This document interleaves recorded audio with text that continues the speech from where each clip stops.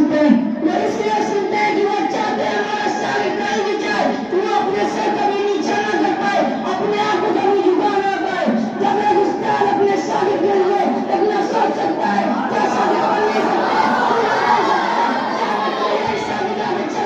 حافظ، مولانا، مفتی، قاری بنے جو کسی مدرسے میں پڑھائے گا، یہ سب استاد کی بدولت ہے۔ ہم لوگ نے کبھی سپنے میں بھی نہیں سوچا تھا کہ استاد کیسا اسلام میں کوئی انسان بدل جائے گا۔ اسی طریقے سے ناظر استاد جناب قاری محمد صاحب اور حافظ ابراہیم صاحب، یہ بھی ہم تمام طلبہ کے بارے میں سوچتے ہیں کہ اپنے شاگرد کو ایسا بنائے کہ وہ پوری دنیا میں چھا جائے، اس کا مقابلہ کوئی کر نہ پائے۔ اسی طریقے سے صاحب یہی چاہتے ہیں ہم اپنے شاگرد کو ایسا مقام دیں کہ وہ کہیں بھی جائے تو اپنے سر نیچے نہ کر پائے۔